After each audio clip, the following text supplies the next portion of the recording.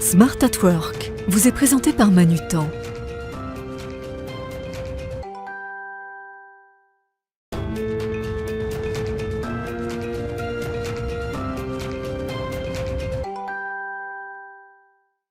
Bonjour à toutes et à tous, je suis ravie de vous retrouver sur Bismart pour cette émission spéciale de Smart at Work, une émission spéciale Start-up. Et oui, pour la 3e année, le groupe Manutan, spécialiste des équipements d'entreprise, relance son programme Move with Manutan, un dispositif qui offre à 3 startups du B2B un accompagnement pendant un an pour les aider dans leur développement.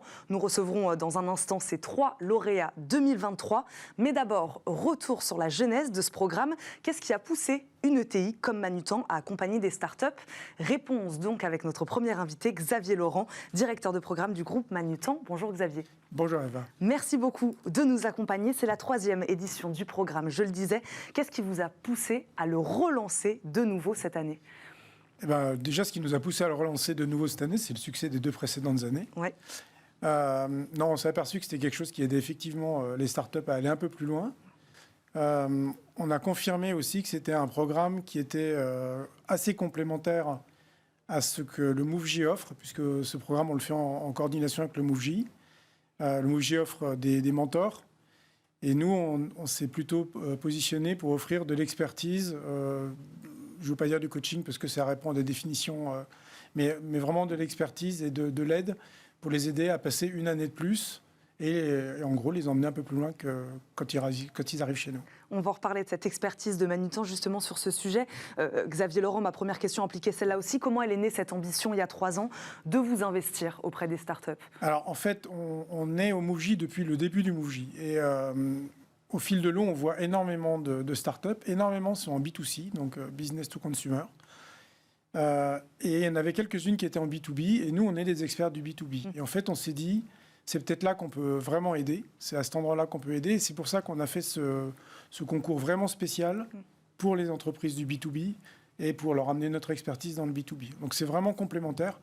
Et c'est un moyen d'aller un petit peu plus loin, ou d'amener autre chose que ce qu'amène le MoveJ. On va en parler de cet accompagnement et des lauréats évidemment de cette année. Vous, qu'est-ce que vous retenez des années précédentes ? D'ailleurs, est-ce que vous suivez encore ces précédentes startups lauréates ? Alors on les suit tout le temps. Ouais.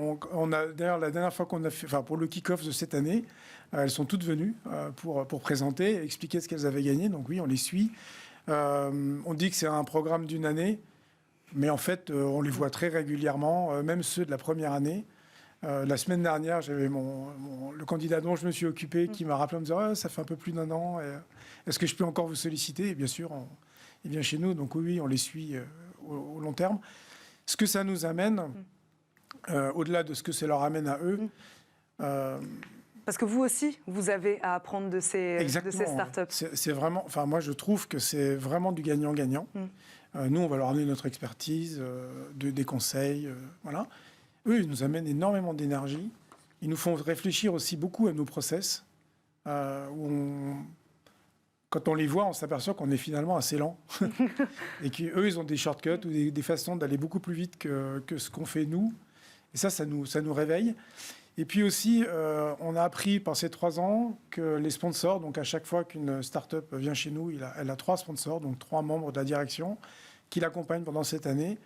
En fait, les sponsors maintenant aiment être sponsors. Et quand il y en a un qui n'est pas nommé d'une année sur l'autre, il vient nous demander pourquoi. Et en fait, ça leur apporte un point de vue complètement différent au business. Ça leur change de point de vue. Ça leur amène beaucoup d'idées. Et en fait, l'échange se passe vraiment dans les 2 sens. Donc, un accompagnement d'1 an, ça, on l'a bien compris. Du mentorat, vous le disiez, des sponsors. Voilà. Et expliquez-nous un peu, même si je sais que c'est aussi un accompagnement sur mesure, on va peut-être en reparler. Mais voilà, de manière générale, voilà, en quoi il consiste cet accompagnement d'1 an ?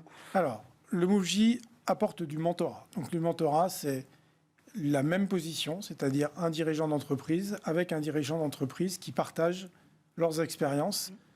On n'est pas dans le coaching, c'est vraiment du mentorat. Donc ça, c'est le MoveJ. Et nous, à côté du MoveJ, ce qu'on s'est dit, c'est qu'on pourrait leur amener autre chose en plus de ce mentorat.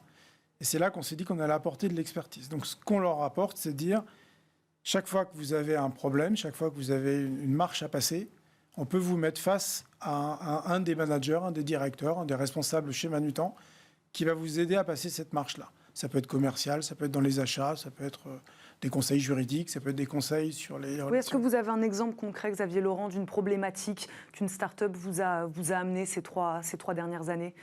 Oui, absolument. Donc, par exemple, Bisco l'année dernière. Donc, Bisco, il fabrique du textile à base de bichus de moule, qui a la vertu d'être un très bon isolant. Et c'est un ingénieur qui a monté cette entreprise-là, un vrai ingénieur. Et en fait, lui, son vrai sujet, c'était d'arriver à commercialiser ça. Et donc, il a passé énormément de temps avec Antoine Compin, qui est le patron de Manutan France, Jean-Christophe Gac, qui est le patron des achats pour Manutan, pour peaufiner son discours achat, pour savoir closer un deal. Et donc, il a pris des conseils auprès d'Antoine et il a été les tester auprès de Jean-Christophe. Donc, c'est très concret et adapté à leurs besoins, c'est ça? C'est adapté à chaque fois à leurs besoins. Alors, c'est vraiment le point maintenant, et c'est fort de ces 2 dernières années, c'est-à-dire qu'on fait vraiment le bilan, où est-ce que vous en êtes, comment vous vous projetez dans un an, comment on va mesurer le fait que vous atteignez les objectifs que vous êtes donnés pour cette année, et on va suivre ça pendant toute l'année. Ces 3 lauréats, au début, ils n'étaient pas 3. Sur quels critères vous avez fait votre sélection? Comment vous les avez choisis? On va parler de ce 2023, mais c'est peut-être déjà le cas pour les années précédentes. C'est quoi les critères de sélection? Il y en a 3. Le premier, c'est la performance de l'entreprise qu'elle amène, son impact, la façon dont elle est menée, la façon dont elle est gérée. Donc ça, c'est très important pour nous. On a envie d'aider des gens pour lesquels on pense qu'ils ont beaucoup d'impact. Ensuite, il y en a un autre qui est, faut quand même qu'on soit connecté à nos valeurs. Parce qu'on aide quand même plus haut de ses amis que les gens avec qui on ne se comprend pas. Donc pour nous, c'est important qu'on ait des valeurs à peu près communes. Et la troisième, elle est, qu'est-ce qu'on va pouvoir leur apporter? C'est-à-dire que si on avait une start-up qui avait levé 1 million d'euros ou 10 millions d'euros, qui avait tout, ça ne sert à rien, on ne va pas l'aider. Donc c'est avec lesquels on aura le plus d'impact, nous, qu'est-ce qu'on va vraiment pouvoir leur apporter? Donc c'est ces 3 critères-là. Donc la qualité, ce qu'on juge comme étant la qualité de l'entreprise, l'adhésion à nos valeurs et puis notre capacité à aider cette entreprise-là. On sent que vous êtes sensible aussi tout de même aux thématiques sociales et environnementales. Ça, c'est peut-être leur lien, leur point commun aussi. Oui, c'est vrai. C'est vrai que Manutan est très orienté sur l'impact social, sur l'impact qu'on peut avoir sur la planète. Ça fait partie des indicateurs qu'on suit en tant que groupe et même qu'on suit mensuellement et qu'on partage. Donc ça, c'est très important pour nous, l'inclusion. Donc ça, oui, ça fait partie de nous. Effectivement, qu'est-ce qu'on peut nous apporter Manutan? C'est plutôt d'aller porter ces entreprises-là qui vont faire ça aussi. Enfin, c'est plus elles qui ont besoin de nous. Eh ben, on va leur demander. Merci beaucoup, Xavier Laurent. Vous restez évidemment avec nous. On accueille tout de suite donc ces 3 lauréats 2023 du programme Move with Manutan.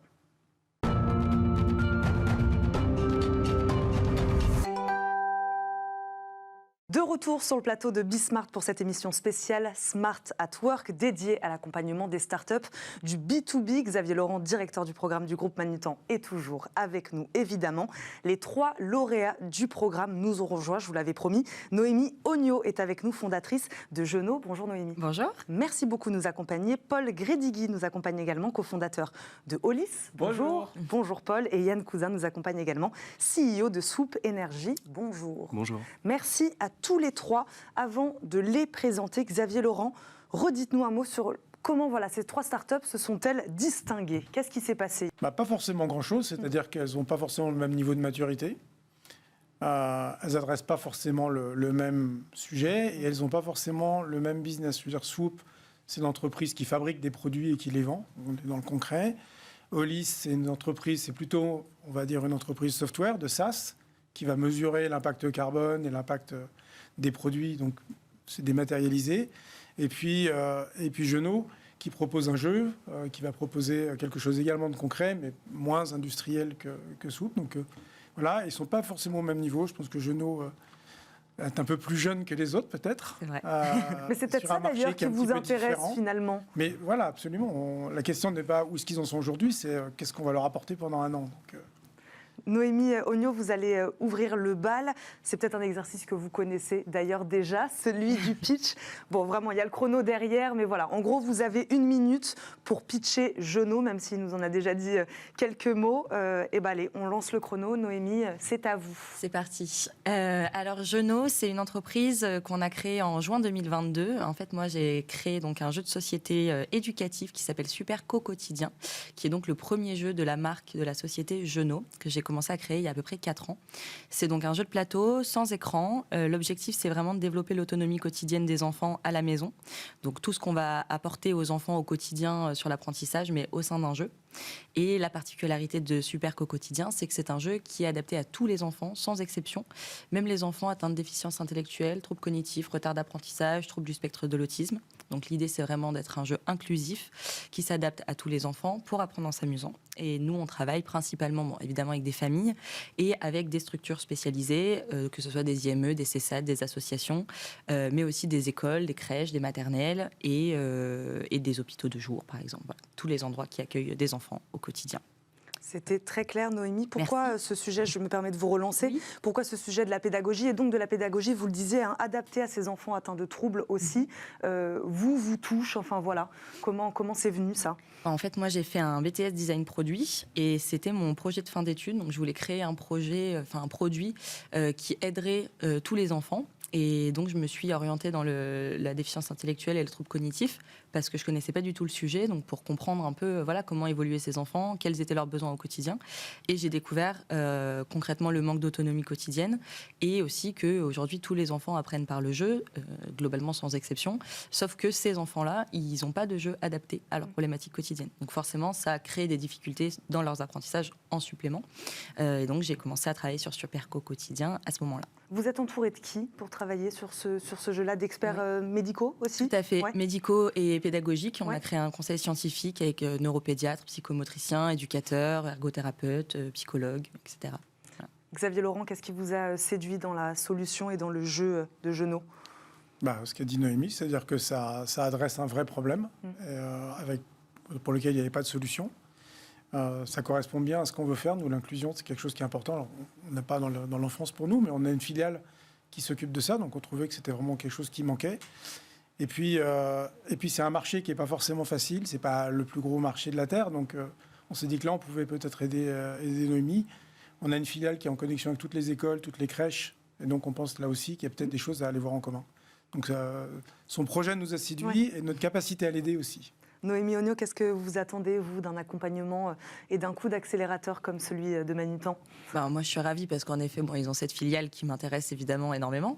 Mais en plus de ça, ils ont eu une équipe qui est pluridisciplinaire avec des professionnels et des spécialistes dans plein de domaines que moi je suis pas spécialiste dans plein de domaines, donc je suis ravie d'avoir cet accompagnement, cette expertise là et voilà, une prise de recul aussi, une vue d'ensemble sur tout le projet, sur la structure, sur notre manière de prospecter par exemple. C'est vraiment un détail, mais ils ont une vue d'ensemble super intéressante avec des professionnels hyper compétents, donc voilà. Vous en êtes à quel stade de votre développement actuellement? Nous, fin novembre, ça sera les 1 an du lancement de la commercialisation. Oui. Donc ça va être notre premier Noël officiel, on va dire, cette année. Donc il y a encore plein de choses à apprendre. C'était notre première année d'exercice, donc tout est à faire encore. Joyeux 1 an, et maintenant vous avez 1 an d'accompagnement avec Manutan. Et oui. Yann Cousin, même exercice. Vous allez nous expliquer en 1 minute l'activité de Swoop Énergie. On lance le chrono, c'est quand vous voulez, Yann. Très bien, allons-y. Alors, vous connaissez tous les groupes électrogènes polluants et bruyants qui sont indispensables dans le BTP, dans la production audiovisuelle, dans l'événementiel, ou encore quand on a des coupures de courant sur le réseau électrique. Eh bien, chez Swoop Énergie, on a créé une alternative écologique et totalement silencieuse à ce produit, en utilisant des batteries qui vont servir à stocker l'électricité en amont et ensuite la redistribuer sur le site d'utilisation. Alors nous, notre grosse différence chez Swoop, c'est qu'on n'utilise pas des batteries neuves, mais on utilise des batteries de seconde vie qui proviennent de voitures électriques.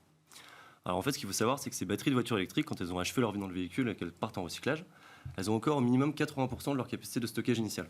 Ce qui veut dire qu'elles peuvent encore connaître une seconde vie qui est assez longue. Nous, on les réemploie, on leur donne une seconde vie qui peut aller de 5 à 15 ans en fonction des applications. Donc grâce à ces batteries haut de gamme, finalement, on peut proposer à nos clients un produit qui est à la fois haute performance, mais aussi qui a un bilan carbone très faible, celui quasiment le plus faible du marché sur ces solutions-là.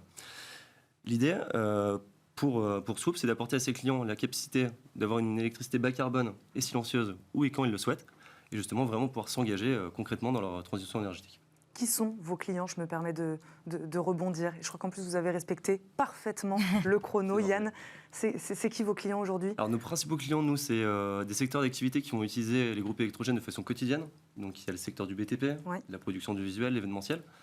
On a d'autres secteurs qui ont des fréquences d'utilisation qui sont importantes aussi, mais qui sont des plus petits marchés, par exemple comme les food trucks, les véhicules magasins. On peut aussi chercher à toucher tout ce qui est collectivité, service public. Et aussi ce qu'on appelle les situations de crise. Donc une situation de crise, c'est quoi pour nous? C'est une situation où en fait, le réseau électrique est hors service, parce qu'il a été touché, parce qu'il se trouve dans une zone de guerre, par exemple, ou une zone qui a subi un incident climatique. Donc voilà, on a un peu tout ce spectre-là de cas d'usage potentiel. Et comment ça vous est venu de récupérer les moteurs des véhicules électriques? Ça c'est venu d'où, ça? En fait, ça vient...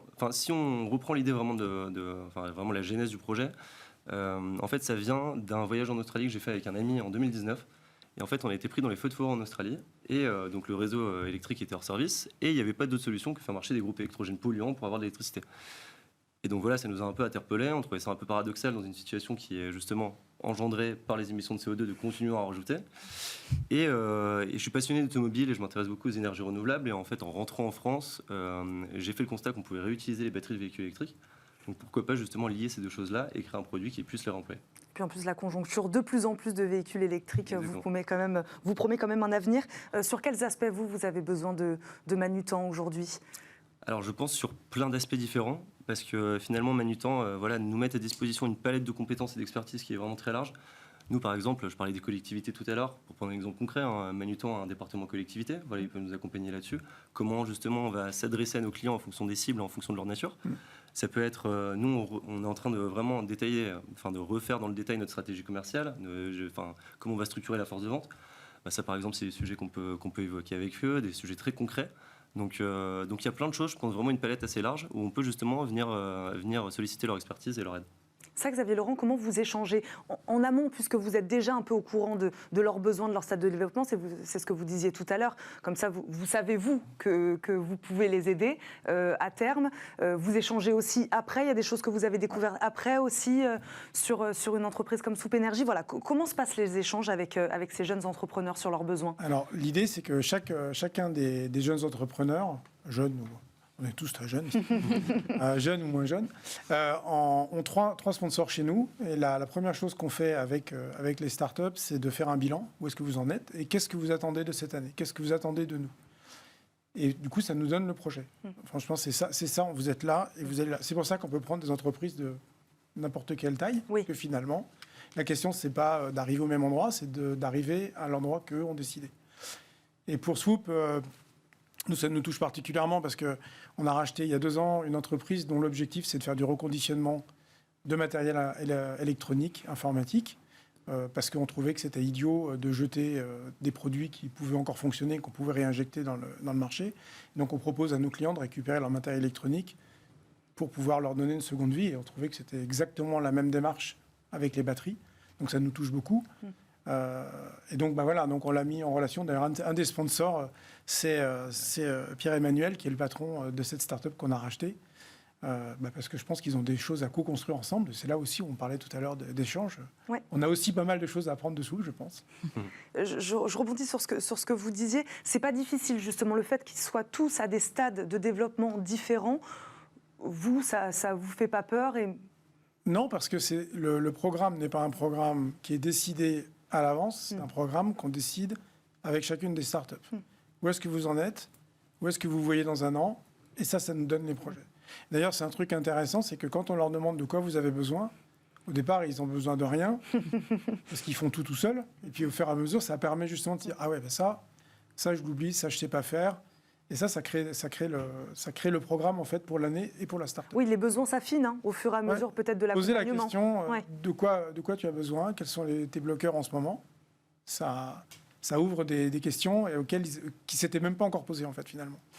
Paul Grédigui, vous n'allez pas y échapper. Ouais. Vous avez, vous aussi, 1 minute pour nous présenter votre solution, la solution Olis. On va lancer le chrono, c'est parti, Paul. Ouais, donc chaque année, les marques mettent sur le marché 50 millions de nouveaux produits qui représentent 60% des impacts environnementaux mondiaux. Ça peut être des chaussures, des t-shirts ou n'importe quoi. Et donc, pour pallier ce problème-là, la France et l'Europe ont rendu obligatoire l'analyse de cycle de vie. L'analyse de cycle de vie, c'est une méthode qui permet de quantifier l'ensemble des impacts environnementaux sur toute la chaîne logistique, donc en partant des matières premières et en allant jusqu'à la fin de vie. Donc on va pouvoir mesurer par exemple les émissions de CO2, l'impact sur l'eau, etc., etc. Mais malheureusement, cette méthodologie est encore très coûteuse et chronophage. Donc je m'appelle Paul et avec mon associé Martin, on a décidé de créer Olis, une plateforme qui permet de rendre ces analyses beaucoup plus simples pour les entreprises. Donc on leur permet de quantifier, s'améliorer et communiquer les performances sociales et environnementales de leurs produits en toute autonomie. Et on le permet grâce à des outils d'intelligence artificielle et une interface didactique. Donc, depuis notre création, avec Olis, on a déjà mesuré l'impact environnemental de milliers de produits et on a en moyenne une réduction de l'impact de l'ordre de 20%. Et donc, avec Olis, on s'engage pour des produits plus responsables et un futur plus durable. C'était très clair, merci beaucoup. Qu'est-ce qui vous différencie alors des concurrents sur ce segment-là de l'impact calcul de l'impact carbone des produits? Vous disiez que vous utilisiez l'intelligence artificielle. Ouais. C'est peut-être ça aussi, et ça rend la solution donc plus simple, plus accessible. Voilà. Ouais. Qu'est-ce qui vous différencie aujourd'hui? Parce qu'il y a pas mal de startups aussi qui sont sur ce créneau-là. Je pense qu'il y a deux acteurs dans le marché. Il y a les acteurs historiques avec des logiciels comme Cimapro ou OpenLCA qui sont des logiciels experts. Et donc là, la vraie différence, c'est surtout l'ergonomie de la plateforme et la capacité à la rendre accessible. On peut voir le marché des PME, souvent ils n'ont pas d'experts spécialisés en ACV. Et donc faire passer de la formation de plusieurs mois à quelques heures, ça leur permet de prendre en main les sujets. Après, il y a un deuxième segment de marché avec des plateformes donc, là, qui sont dans le même air que nous, donc un air un peu plus moderne. Et là, l'élément de différenciation, c'est que nous, on est capable de faire des analyses simples pour aller très rapidement, donc en se connectant avec des outils internes comme des PLM ou des ERP. Mais aussi qu'on est capable de faire des analyses très complexes. À ce titre-là, on a déjà modélisé des centres de tri des déchets, des analyses qui ont fait l'objet de revues critiques. Donc on a cette flexibilité-là qui permet en fait aux marques d'anticiper les réglementations futures et pas d'être bridées par ce qui est obligatoire à l'heure actuelle. Des exemples d'entreprises avec lesquelles vous travaillez ou des secteurs en tout cas peut-être un peu plus représentés parmi vos clients? Non, je peux donner quelques secteurs. Il y a des entreprises, je ne peux pas dire, mais en tout cas, je vais donner un exemple qui était assez marquant parce que c'était un de nos premiers projets. C'était avec Dantec. Donc c'était une PME industrielle qui a par exemple fait le lave-vaisselle Bob, donc qui est un petit lave-vaisselle qui est mis dans les qui a pour destination les étudiants. Et donc avec eux, on a pu mesurer l'impact de ce produit-là et aussi faire l'éco-conception sur leur nouvelle gamme de produits pour pouvoir anticiper en fait les réductions à venir et avoir le produit le plus éco-responsable possible. Oui, parce qu'on ne leur donne pas finalement juste le résultat en leur disant voilà, l'impact carbone de vos produits, il est là, peut-être que le problème, il vient de là. Ouais. Vous les accompagnez aussi. Oui, en fait, il y a les deux. On ne mesure pas que l'impact carbone, on mesure tous les impacts environnementaux. Et l'idée, c'est vrai que je résume un peu vite quand je dis impact carbone, c'est pas forcément vrai. C'est un peu plus large parce qu'il y a des compromis à trouver et les scores environnementaux maintenant commencent à être plus globaux. Donc pour des acteurs un peu industriels comme ça, l'idée c'est s'ils font l'analyse en amont, en fait ils peuvent anticiper les changements avant la mise en production. Parce que ce qui est arrivé souvent, c'est quand ils passaient par un cabinet d'experts, la production était déjà terminée, la commercialisation était déjà quasiment finie, et on leur dit, une fois que le produit est vendu, eh bien, il faudrait améliorer la performance thermique du four. Mais une fois que toute la R&D a été faite et que le produit est déjà sur le marché, c'est trop tard. Donc l'idée de pouvoir le faire en amont, c'est qu'on évite d'avoir des préjugés. Et après, il y a aussi un autre marché sur lequel on travaille beaucoup, mais là, ça va plutôt être de l'automatisation et la connexion avec les outils internes. Donc c'est plutôt le marché textile où il y a des réglementations françaises, donc avec la loi AGEC, l'information du consommateur, où là, l'idée, c'est vraiment de bien se connecter avec les systèmes SI pour calculer en masse toutes leurs références, identifier les hotspots dans leur collection, et après, trouver les leviers d'amélioration possibles et voir avec les fournisseurs comment on peut améliorer le catalogue au fur et à mesure. Donc vous avez l'air de savoir où vous avez l'air de bien connaître vos technologies. Qu'est-ce que Manutan peut vous apporter avec cet accompagnement d'un an, vous? Ouais, il y a deux choses. Nous, on est aussi assez jeunes, on a 1 an d'existence. Donc là, vraiment, on est en phase où on veut recruter des nouveaux collaborateurs, on veut accélérer un peu notre déploiement commercial, puisque la solution est assez robuste et on a traité beaucoup de cas d'usage. Donc avoir une expertise d'une entreprise comme Manutan sur l'aspect commercial, l'aspect négociation de contrat, et même les aspects juridiques et RH, c'est vraiment génial pour nous, parce que ce n'est pas forcément une compétence sur lesquelles on est très rodé à l'heure actuelle. Et aussi, un autre point qui est crucial pour nous, c'est que pour mesurer efficacement l'impact environnemental des produits, on doit parler avec tous les fournisseurs dans la supply chain. Et donc, en fait, Manutan a l'habitude de parler avec des fournisseurs très variés. Et donc, ça nous permet de savoir quel langage il faut adapter, comment parler aux fournisseurs pour créer une bonne relation avec eux. Parce que si les fournisseurs ne veulent pas répondre lors de la collecte de données, ça retarde les calculs des performances environnementales des produits. Bon, vous savez quoi faire avec eux alors, Xavier? Oui, c'est assez clair. Franchement, c'est un sujet qui nous séduit. Nous, on distribue 1 million de produits. Donc, on a besoin d'avoir ce score sur 1 million de produits. Et, comme tu l'as dit, on a plusieurs milliers de fournisseurs répartis absolument partout sur le monde, avec chacun ses lois. Et c'est un vrai sujet très très complexe pour nous. Donc on pense qu'ils adressent le bon marché. Ça va être quelque chose de déterminant dans le futur pour notre métier à nous, mais je pense pour n'importe qui doit acheter des produits ou qui doit en vendre. Donc on pense qu'ils sont vraiment sur le bon marché. Ils vont extrêmement vite. Ça fait 1 an, mais leur plateforme, elle est incroyable. L'ergonomie, c'est vraiment quelque chose qui va permettre d'accélérer cette analyse-là de manière impressionnante. Et nous, on croit ça parce que la moyenne d'un ACV, c'est 6 mois, je crois, ou dans ces eaux-là. Nous, on a 1 million de produits. Donc si on fait 1 million fois 6 mois, soit on met beaucoup de monde sur la table, soit on ne va jamais y arriver. Donc on a besoin de startups qui arrivent à trouver des moyens d'aller beaucoup plus vite. Voilà, et ils vont très vite. Donc ils ont besoin qu'on les aide effectivement sur toutes ces tâches un peu administratives, un peu d'organisation, un peu de structuration de l'entreprise. Je pense que c'est là-dessus qu'on va travailler avec eux. Xavier Laurent, le temps passe très vite. Est-ce qu'on peut s'attendre à, je ne sais pas, une 4e édition l'année prochaine? Bon, on va rester quand même focus sur celle-ci, mais voilà, le programme a du succès en tout cas. Alors, le programme a du succès. Oui, on va faire une 4e. On va probablement lancer les campagnes de recrutement d'ici le premier trimestre de l'année prochaine. Mais c'est vrai que pour cette année, on focalise déjà sur les 3 qui vont arriver. On va lancer les projets avec les 3. Mais oui, c'est quelque chose de... on pense que c'est utile. Il n'y a pas de raison de ne pas les réitérer. Non, il n'y a pas de raison de ne pas réitérer. On pense que c'est vraiment utile, à la fois pour les entreprises avec lesquelles on travaille, à la fois pour Manutan de nouveau. Donc oui, il y aura une 4e épisode. Merci beaucoup Xavier Laurent. Je rappelle, vous êtes directeur de programme du groupe Manutan. Merci beaucoup aux 3 lauréats d'être venus nous voir aujourd'hui. Noémie Ogno, je rappelle, vous êtes la fondatrice de Jeunot. Paul Grédigui, le cofondateur de Hollis, et Yann Cousin, CEO de Swoop Énergie. Merci beaucoup à tous les 3, à tous les 4 d'être venus aujourd'hui sur le plateau. C'est déjà la fin de cette émission spéciale, vous l'avez compris. On continuera à suivre évidemment ce programme Move with Manutan sur Bismart. Merci à tous de nous avoir suivis et à très vite. Salut. Smart at Work vous a été présenté par Manutan.